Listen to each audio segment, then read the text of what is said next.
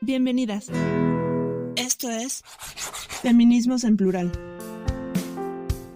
Bienvenidas aquí a este programa de Feminismos en Plural. El día de hoy estoy súper feliz porque vamos a tener una entrevista maravillosa, trabajando un tema que pues poco se habla desde esta perspectiva de género y desde esta perspectiva del feminismo, y es el tema de pensiones. La verdad estoy súper feliz de contar aquí con una gran amiga y contar con alguien que aparte le sabe al tema, lo ha investigado, lo está estudiando y se está desarrollando desde un punto de vista de investigación. Querida Paola, muchísimas gracias por estar aquí. De verdad que gustazo. No, Liliana, muchísimas gracias a ti por invitarme y creo que este es un tema que tenemos que hablar cada vez más, sobre todo desde la perspectiva de género y con un enfoque feminista.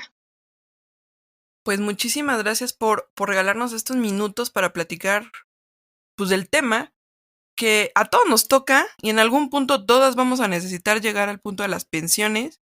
Y digo, estamos hablando de una realidad en la cual pues estamos viendo una crisis de pensiones, estamos viendo muchísimas problemas en el tipo de contrataciones y pues son temas que a todos nos afectan, independientemente si estamos o no estamos jubiladas. Todos tenemos una abuela, una prima, una tía que está metida en esta bronca, está pensando en su jubilación y pues necesitamos entender qué está pasando. Y sobre todo desde una perspectiva de género porque pues no se habla. Y pues bueno, quiero preguntarte, ¿por qué estamos viendo primero esta crisis de pensiones? ¿Qué está pasando? ¿O cómo lo ves tú? ¿Qué tenemos aquí? Bueno, lo primero que hay que considerar es que ya llevamos más de 20 años con este nuevo sistema de pensiones. Ahorita nos encontramos en México en el régimen del 97. Se hizo un cambio, ¿no? Lo que sucedió fue que se pasó de un sistema colectivo, bueno, de ahorro colectivo, por decirlo así, a un sistema público, pero de capitalización de cuentas individuales. Estas cuentas digamos, son gestionadas por una administradora de fondos para el retiro, lo que comúnmente conocemos como Afore. Sin embargo, este es un sistema privatizado. ¿Qué es lo que pasa aquí? Que en estos años hemos visto que las personas que pues están ahorrando de manera individual para su vejez, pues son entendidas más que nada como clientes, ¿no? Clientes de un sistema financiero en el cual van ahorrando poco a poco, tratando de igualar sus ingresos, digamos, durante su vida laboral para cuando estén en la vejez. Sin embargo, pues esto no es algo que tengan garantizado, ¿no? Este sistema desgraciadamente no ve a las personas como sujetas de derecho, ¿no? De derecho a una pensión. Ya no se habla como tal de una jubilación como era antes. Sin embargo, lo que está sucediendo ahorita, pues es que toda esta parte que existe en los mercados laborales, la informalidad, la poca recaudación en cuanto a seguridad social y demás, pues se traslada al sistema de pensiones. Y en cuestiones de género el problema es todavía peor, ¿no? ¿Por qué? ¿Qué está pasando con las mujeres? ¿O cuál es su principal diferencia que las coloca en desventaja al momento de hablar de pensiones? O sea, ¿qué es lo qué está de fondo? Porque, digo, o sea, sabemos que hay una diferencia, pero al final del día, ¿cuál es? Digo, no se comenta en otros espacios, no se habla, pero dinos tú, ¿qué está pasando con las mujeres en el sistema de pensiones? Ok, la principal situación que enfrentan las mujeres, pues es que tienen una trayectoria laboral sumamente distinta a la que tienen los hombres. Los hombres entran al mercado laboral y se mantienen digamos que sus ingresos, su trayectoria laboral es constante. ¿Qué pasa con las mujeres? Que es muy interrumpida.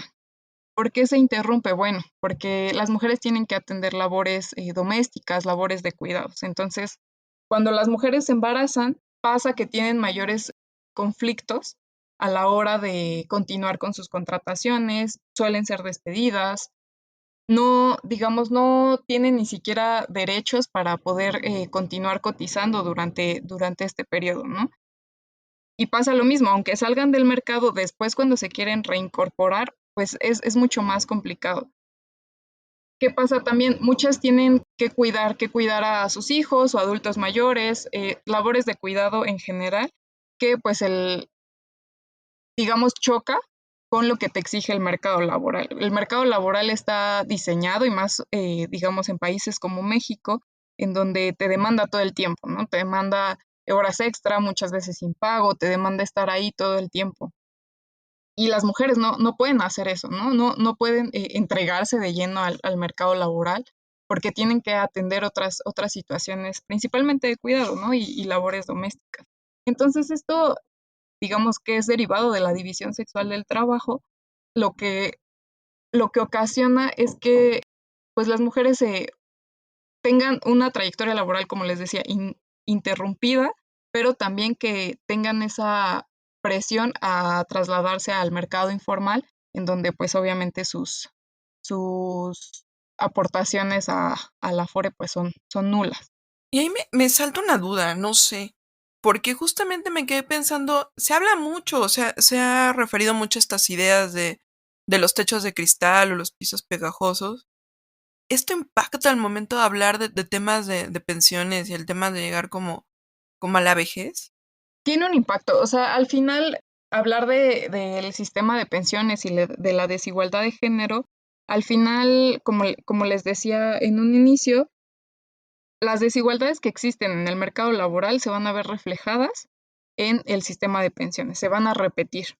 Entonces, si las mujeres no tienen acceso a mejores sueldos, no tienen ni siquiera el acceso a tener sueldos, digamos, iguales por el mismo trabajo que el de los hombres, obviamente esto tendrá una repercusión en qué tanto pueden ahorrar al final de su vida laboral, ¿no?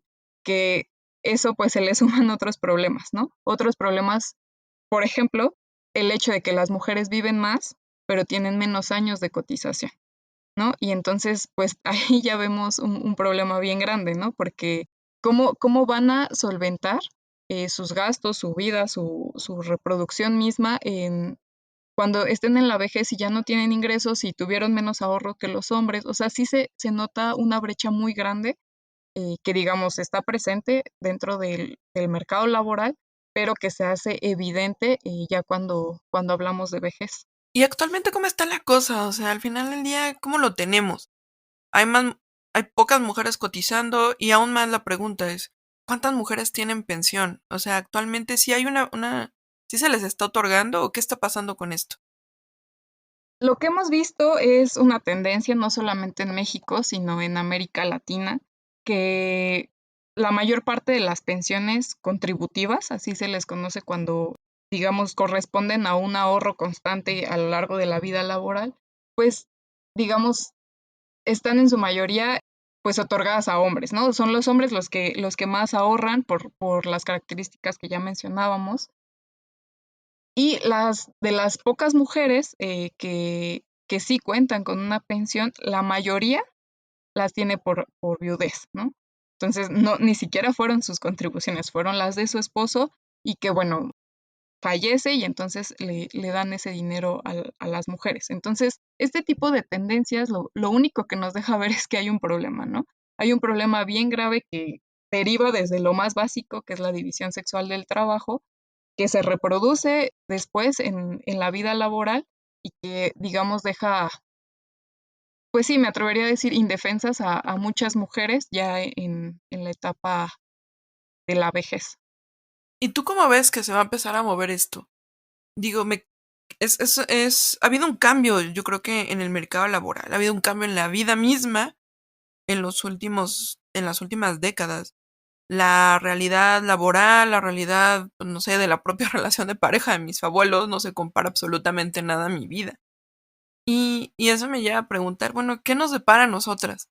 Tú en tu bola de cristal, ¿qué ves? ¿Cómo lo ves? ¿Qué nos va a pasar? ¿Vamos a morir de hambre? ¿Qué va a pasar con nosotras? Aquí la situación que, vaya, ya está pasando es que se está tratando de disminuir el problema a través de programas sociales, como el que tenemos aquí en México, digamos, de pensiones universales para los adultos mayores.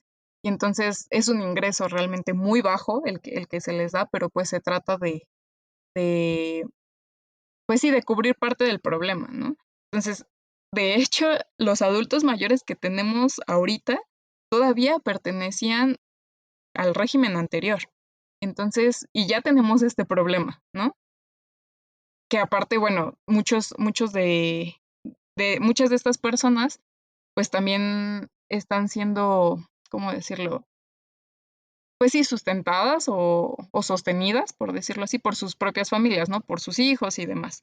No tienen ingresos propios más que los de este programa. Pero bueno, a lo que voy es que este problema ya está, ¿no? Y entonces, ¿qué va a pasar cuando todas las personas, toda nuestra generación, que ya no alcanzó el sistema anterior, sino que ya viene con un sistema de ahorro individual, lleguemos a la vejez?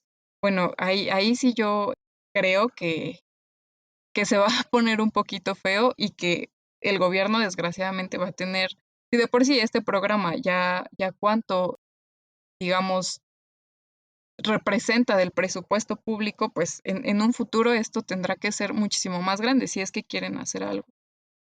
Creo que estamos todavía a tiempo de reestructurar en dos medidas, ¿no? Bueno, en tres. Por un lado, reformar, ¿no? Reformar el sistema de pensiones que tenemos ahorita, un sistema que no esté enfocado a generar rendimientos en el sector financiero, sino que realmente esté enfocado en hacer cumplir los derechos de toda una ciudadanía, ¿no? Reformar también en el presupuesto público, tratar de invertir todo ese dinero que se tendría que invertir después, digamos, en este tipo de programas sociales, que se invierta ahora, ¿no? Ahora, para modificar las condiciones laborales y no tener que enfrentarnos a este problema en una década, ¿no? Y bueno, la otra, pues también buscar la manera de que toda la carga de trabajo doméstico y de cuidados, pues no caiga en la espalda de las mujeres, ¿no? Porque eso también es lo que nos está generando un problema, y que al final pues las mujeres son o somos quienes estamos castigadas por este doble rol, ¿no? Castigadas en productividad, en seguridad social y pues en pensiones. Entonces, creo que estamos a tiempo todavía de hacer algo. En muchos países ya se han hecho reformas. Por ejemplo, en la década de los 90, a lo largo de América Latina, se generaron este tipo de reformas al sistema de pensiones. Sin embargo, en muchos, por ejemplo, en Chile, dijeron, no, o sea, esto está muy peligroso, y reformaron, ¿no? Cosa que aquí en México no se ha hecho, ¿no? Los cambios que se hacen son muy sencillos y nada buenos, ¿no? Para la sociedad, como lo que acaban de hacer con las pensiones del ISSSTE y las sumas. Pero bueno, ese es otro tema. O sea, el punto es que se puede hacer algo todavía, pero no se ven iniciativas, y mucho menos con perspectiva de género. Pero esta situación de una falta de una perspectiva de género, y aparte, como verlo desde este punto de cuidados, y aparte de todo, yo no sé, o sea, a mí me causa cierto estrés, por decirlo de alguna manera, que tengamos tan asociado, tan metido, tan entrelazado el tema de la salud con el de las pensiones. Y aparte un sistema de salud muy, pues no sé, que las mujeres y los hombres al final ya tenemos necesidades biológicas distintas, ¿no? Y también yo creo que los costos de salud ahí son distintos. ¿Tú por qué lo ves así como pegado junto? ¿Y tú crees que eso al final del día sea como perjudicial para las mujeres? ¿O nos está sumando? ¿O qué pasa ahí? O sea, el hecho de que esté asociado el sector salud con la seguridad social, Exactamente esa situación. yo creo que pues de alguna manera se ha centralizado, ¿no? En México pues sí tenemos, digamos, una institución como es el Instituto Mexicano del Seguro Social, que se encarga de este tipo de manejo, ¿no? De la seguridad social en general, y pues que su principal servicio es la salud. El problema, no sé, que yo veo ahí, pues es que al final está centralizado, y que una sola institución no puede con tanto, ¿no? No puede con los cambios demográficos, no puede con esta situación de privatización, no puede incluso con estas reformas que han disminuido el papel del Estado, ¿no? En cuanto a presupuesto principalmente. Entonces, se queda una institución muy débil. Y entonces, ¿cómo hacer frente a todo eso? Yo creo que ahí está el problema. Sin embargo, también creo que descentralizarlo pues abre pie a más privatización. Entonces es como complicado, ¿no? Complicado ver qué se va a hacer a nivel institucional con este tema, ¿no? Porque está la otra institución, por ejemplo, la CONSAR, ¿no? Bueno, vamos a regular las afores y demás, pero bueno, o sea, realmente no tiene como tanta, ¿cómo decirlo? Tanto poder para exigirle a las afores que se comporten de cierta manera, ¿no? Entonces, pues está la institución ahí, sí, gestiona, hace investigación, pero realmente no existe como este trabajo colaborativo entre ambas instituciones que busquen, digamos, disminuir, por ejemplo, la falta de aportaciones, ¿no? O sea, realmente no hay como ninguna de las dos instituciones se encarga de solucionar el problema, ¿no? El IMSS está ahí tratando de recibir los golpes y aguantar, ¿no? Y por otro lado, la CONSAR está viendo qué pasa, lo analiza y hace informes. Entonces, realmente, ¿quién se está ocupando de todo esto, no? Y bueno, como bien decías, si se le agrega ahí el problema de la salud, pues se vuelve todavía más complicado, ¿no? Sí, justamente es lo que digo, al final del día, estos últimos meses o este último año ha puesto en jaque al sistema de salud a nivel mundial. Y pensar en temas como de pensiones todavía y el problema como tecnológico que hubo este año, para mí sí fue muy choqueante en el entender y ver que el mundo no estaba preparado para esto, y México mucho menos. El IMSS se está viendo como muy, bueno, el IMSS, el ISSSTE, todas las instituciones médicas mexicanas se está viendo sobrepasado. Y pareciera que no sé, o sea, yo veo como una falta como inversión, o sea, se está viendo un gobierno que sí dice y apoya mucho a la tercera edad, pero por otro lado pareciera que no está previendo nada en términos de tercera y de futura tercera edad. Y a mí sí me preocupa. Y hay algo ahí que quisiera yo, no sé, traer a la mesa a pensar o a plantearnos, o a preguntarte, ¿tú cómo lo ves esta situación?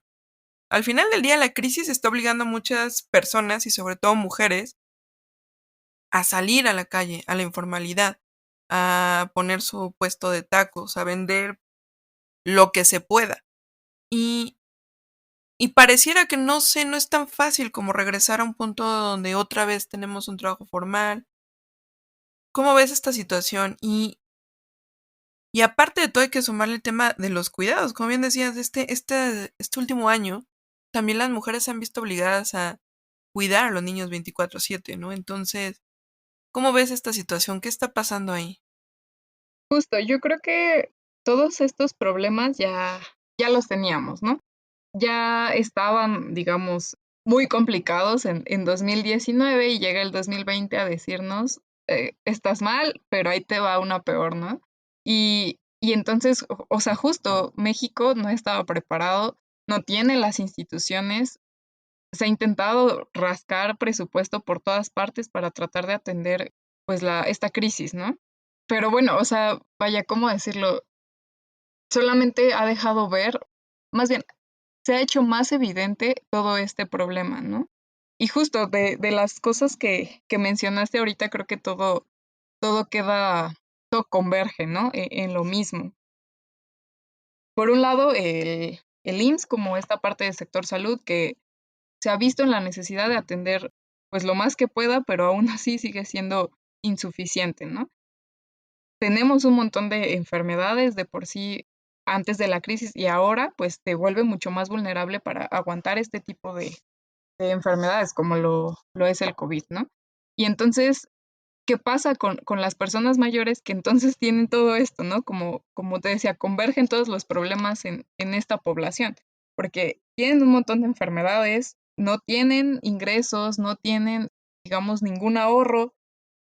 Además, en muchas ocasiones las mujeres en la edad adulta mayor, pues tienen que seguir cuidando, no los cuidan, ¿no? Y entonces pasa esto y se tienen que ir a la informalidad y entonces están sumamente vulnerables, sin ahorros, sin trabajo, o sea, bueno, sin trabajo remunerado de manera formal y se tienen que ir a buscar, ¿no? A buscar la manera y siguen cuidando niños. O sea, es algo donde ya no se puede, ¿no? O sea, ya esto de por sí está mal y vaya, los pocos servicios de cuidado que ofrecía el Estado, pues tampoco están, ¿no?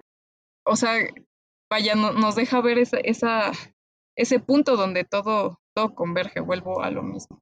Entonces, pues eso, o sea, estamos en un punto donde creo que deberíamos entender que si es evidente, entonces es porque es urgente hacer algo, ¿no? Y ojalá que sirva para los gobiernos atenderlo. Ya me causaste pesadillas. Voy a tener problemas para dormir hoy, pero es que sí, o sea, francamente me estás dejando así como un panorama bastante catastrófico en el cual estamos encaminados como nación y supondré que el resto de Latinoamérica al menos está más o menos en la misma, pues no sé, en el mismo cauce catastrófico. Tenemos esperanza. ¿Hay una esperanza al final de todo esto? ¿O ya de plano perdimos como todo el rumbo y perdimos toda posibilidad? Yo creo que sí hay esperanza. O sea, justo como te mencionaba hace un ratito, estamos en un punto donde se puede hacer algo, ¿no? En donde a través de diferentes mecanismos se pueden modificar ciertas tendencias, ¿no? Pero para ello, pues necesitamos que los gobiernos primero reconozcan que hay un problema, ¿no? Que primero digan, bueno, quiero solucionar este problema, ¿no? Quiero evitarlo, ¿no? Y que esa es la otra cuestión. Este problema va más allá de este sexenio. Y entonces, ¿qué tanto le van a apostar a largo plazo, ¿no? O sea, son como muchas cosas que, que necesitamos, pero que sí se puede. O sea, yo creo que sí se puede, que de hecho instituciones internacionales están presionando para que se haga algo, ¿no? Y que si bien en América Latina pues tienen este problema, también hay países que ya pues se preocuparon, ¿no? Y están reformando, cosa que en México todavía no se ve, ¿no? Que necesitamos que se reconozca el trabajo de las mujeres. O sea, se necesitan muchas cosas para cambiar esta situación, para ver un camino distinto, ¿no? Al que yo estaba planteándoles hace un momento. Pero de que se puede, se puede. Si vemos, por ejemplo, la estructura etaria de México, todavía nos da tiempo de que todas las personas, digamos, que están ahorita entre los 30 y 50 años, pues vamos, o sea, todavía están en edad laboral, todavía no entran, que son la mayoría, ¿no? Por decirlo así. Entonces, todavía da tiempo de hacer algo, ¿no? De buscar la manera. Pero pues esto justo requiere presupuesto, ¿no? Y requiere atención y requiere pues que se reconozca que hay un problema de género. Y, y es ahí donde, donde de pronto parece que está complicado, pero de que se puede, yo creo que sí. Y ya para cerrar un poquito esto, una pregunta. ¿Yo como individuo puedo hacer algo por mi vejez? O sea, digo, o sea, me queda claro que hay una parte que es fundamental que lo atienda el Estado. Pero bueno, estamos viendo un Estado que está medio apaciguado, medio no sé qué demonios. Y no es este gobierno, son los anteriores, serán los que siguen probablemente y tristemente. Pero a ver, en lo individual, ¿queda algo por hacer? Yo creo que sí, pero evidentemente las personas que tienen mayor privilegio pueden hacer más cosas, ¿no? Vaya, si yo tengo buenos ingresos ahora que me permitan tener un buen ahorro, pues sí, o sea, puedo aumentar. Por ejemplo, las Afores te permiten ahorro voluntario, que poco a poco, pues, está bien, ¿no? O sea, está bien ir ahorrando y pensar que en tu vejez lo vas a necesitar. O sea, si tienes las posibilidades de hacerlo, claro, que puedes modificar un poco tus condiciones, ¿no? La cosa aquí es que, pues, la mayoría no tiene tantas oportunidades, ¿no? Viven al día y entonces, ¿cómo le hacen? ¿No? Yo creo que por un lado sería buscar un poco algunas fuentes de ingreso, ¿no? Alternas, a lo mejor tratar